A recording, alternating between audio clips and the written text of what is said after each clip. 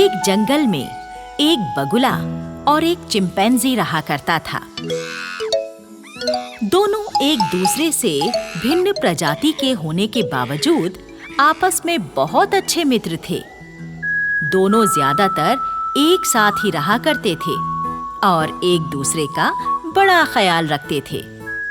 Chimpanzee अक्सर बगुले के खाने के लिए मीठे बेर या शहतूत लाया करता था और बगुला अपनी लंबी चोंच से चिंपैंजी के सर में खुजा कर उसकी थकान मिटा दिया करता था।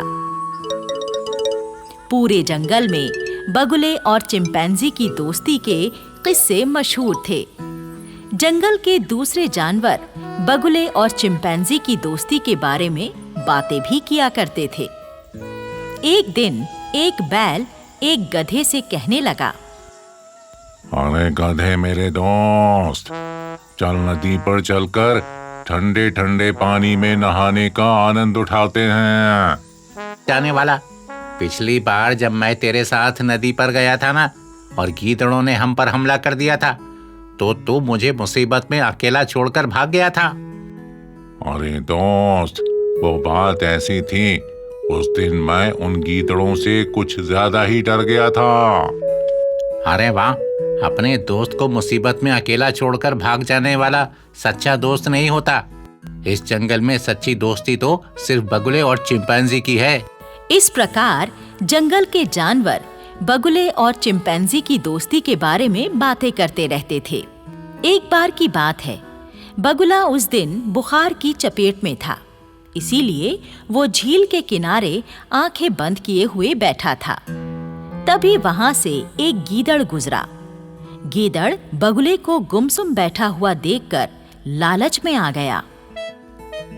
अरे वाह, ये बगला तो आंखें बंद किए बैठा है, क्यों ना आज इसके मांस की दावत उड़ा ली जाए। और फिर गीदड़ दबे पांव बगुले की ओर बढ़ने लगा। जैसे ही गीदड़ बगुले को दबोचने वाला ही था कि तभी वहां अचानक से चिंपैंजी आ गया और अपने दोस्त की जान खतरे में देखकर गीदड़ की पीठ पर चढ़कर बैठ गया और दोनों हाथों से गीदड़ के कान पकड़कर ऐंठने लगा। गीदड़ दर्द के कारण रोने लगा। अरे, मेरे कानों में बहुत दर्द हो रहा है, भाई छोड़ दे, मेरे कानों को छोड़ दे। मेरे दोस्त को मार कर खाने वाला था ना तू बदमाश गीदड़। चिंपांजी के रहते कोई मेरे दोस्त बगुले का एक पंख भी नहीं उखाड़ सकता।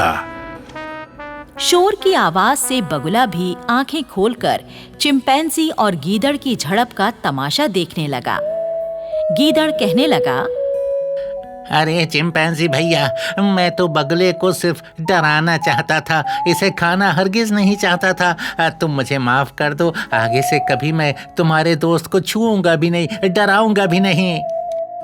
चिंपैंजी मेरे दोस्त, इस बदमाश को अब छोड़ दो, तुमने इसे काफी सजा दे दी है। बगुले के कहने पर चिंपैंजी गीदड़ की पीठ से उतर गया और गीदड़ से कहने लगा, अपने दोस्त के कहने पर ही मैं तुझे छोड़ रहा हूँ, जा भाग जा यहाँ से दुष्ट। गीदड़ वहां से भाग गया तो बगुला चिंपैंजी से कहने लगा, मेरे दोस्त, आज तुमने मेरी जान बचाकर मुझ पर बहुत बड़ा उपकार कर दिया है। अरे उपकार कैसा मेरे दोस्त, मैंने तो सिर्फ अपनी दोस्ती निभाई है। अच्छा छोड़ो इस बात को, तुम ये बताओ, आज तुम इतने गुमसुम से क्यों हो रहे हो? क्या तुम्हारी तबीयत ठीक नहीं है? हाँ दोस्त, आज मुझे थोड़ा बुखार आ गया है।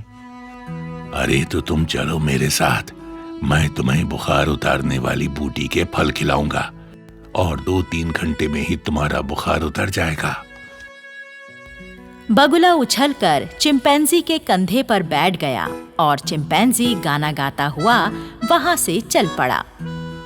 ये दोस्ती हम नहीं छोड़ेंगे, तोड़ेंगे दम मगर तेरा साथ ना छोड़ेंगे।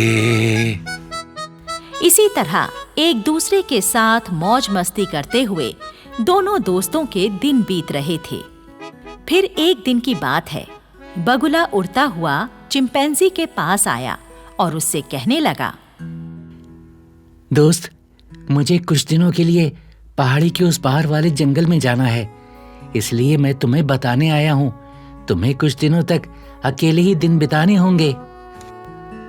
अच्छा, तुम्हारे चले जाने के बाद मुझे तुम्हारी बहुत याद आएगी, लेकिन तुम उस जंगल में करने क्या जा रहे हो? क्या बताऊं दोस्त, उस पहाड़ी पार वाले जंगल में मेरे मामा मामी रहते थे। 2 दिन पहले मेरी मामी की मृत्यु हो गई है।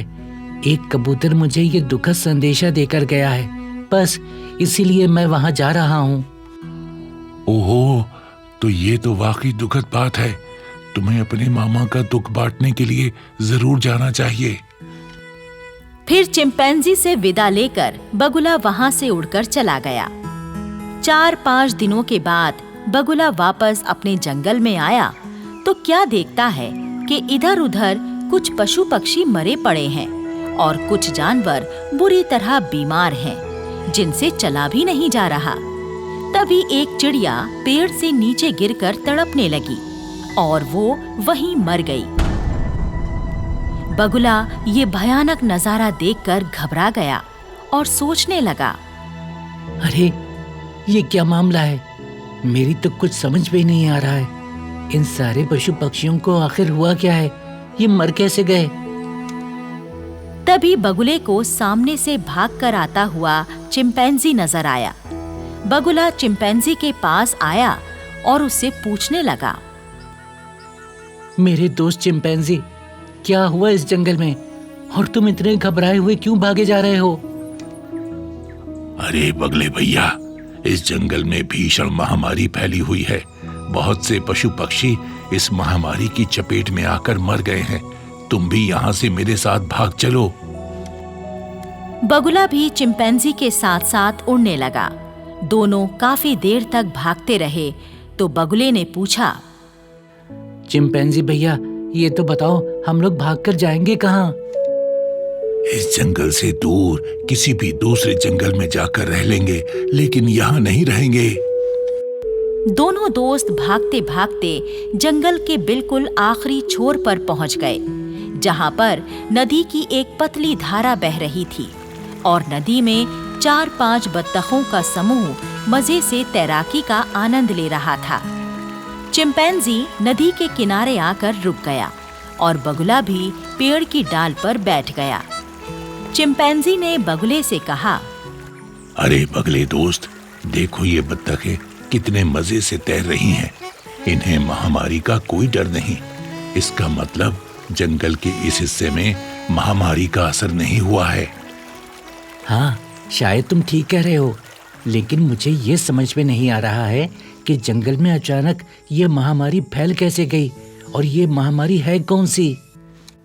अरे बगले भैया, क्या बताएं, हमारे जंगल में ये महामारी फैलाने वाले इंसान हैं। इंसान कुछ ऐसे जानवरों की डेड बॉडी जंगल में फेंक गए थे जिन्हें मंकी पॉक्स नाम का संक्रमण था, और फिर देखते ही देखते वो मंकी पॉक्स संक्रमण हमारे जंगल में भी फैलता चला गया। बहुत सारे पशु पक्षी इस संक्रमण की चपेट में आकर मर गए हैं दोस्त। ओह, ये तो बुरा किया इंसानों ने हमारे साथ। तभी अचानक चिंपैंजी थर-थर कांपते हुए जमीन पर गिर पड़ा और चिंपैंजी के शरीर पर बड़े-बड़े छाले उभर आए। बगुला चिंपैंजी का ये हाल देखकर हड़बड़ा गया और डाल से उड़कर उसके पास आया। तुम्हें क्या हो गया मेरे दोस्त? अभी तो तुम बिल्कुल भले चंगे थे। हाँ, नहीं नहीं, मेरे पास मत आओ मेरे दोस्त। मुझे भी लगता है महामारी की हवा लग गई है। तुम यहाँ से अपने मामा के जंगल में भाग जाओ, नहीं तो तुम भी इस महामारी की चपेट में आ जाओगे। जाओ, भाग जाओ। नहीं नहीं चिंपैंजी दोस्त, मैं तुम्हारा जिगरी दोस्त हूँ। ऐसे कैसे तुम्हें इस हाल में अकेला छोड़कर भाग जाऊं? मैं तुम्हें बचाने का पूरा प्रयत्न करूंगा। बगुला नदी की धारा में तैरती हुई बत्तखों को अपने पास बुलाता है और उनसे कहता है, प्यारी बत्तखों, मेरा दोस्त चिंपैंजी महामारी की चपेट में आ गया है। वो मर जाएगा। क्या उसकी जान बचाने के लिए तुम कोई उपाय बता सकती हो? एक बुजुर्ग बत्तख कहती है, हाँ, मैं इस महामारी का इलाज जानती हूँ। पहाड़ी के ऊपर एक झरना बह रहा है। उस झरने के आसपास नीले फूलों वाले बहुत सारे पौधे उगे हुए हैं। उन पौधों पर बेर की तरह दिखने वाले फल लगते हैं। उन्हें उन्नाप फल कहा जाता है। तुम वो फल तोड़ कर ले आओ और अपने दोस्त को खिला दो। ये बिल्कुल ठीक हो जाएगा। क्या सचमुच उन्नाप फल खाने से मेरा दोस्त ठीक हो जाएगा? हाँ, बिल्कुल। हम बत्तखों को देखो, हमारे ऊपर महामारी का कोई असर नहीं हुआ। हम भी वही उन्नाप फल खाती हैं, इसीलिए हम पर बीमारी और महामारी का कोई असर नहीं हो रहा। बगुले भैया, तुम्हारे दोस्त की जान बचाने के लिए हम भी तुम्हें पहाड़ी से उन्नाप फल लाकर दे सकते हैं, परंतु हमारी चाल बहुत धीमी होती है। हमें वो फल तोड़कर लाने में बहुत समय गुजर जाएगा, जबकि तुम तो तेजी से उड़कर पहाड़ी पर जा सकते हो और उन्नाप फल तोड़कर बहुत जल्दी वापस आ सकते हो। हाँ, तुम ठीक कहती हो। अपने दोस्त को बचाने की खातिर मैं ही पहाड़ी पर जाऊंगा। और बगुला समय गंवाए बिना पहाड़ी की ओर उड़ान भरने लगा। कुछ ही देर उड़ने के बाद बगुला पहाड़ी के झरने पर पहुंच गया। वहां कई सारे नीले फूल वाले उन्नाब के पौधे उगे हुए थे और पौधों पर उन्नाब लटक रहे थे।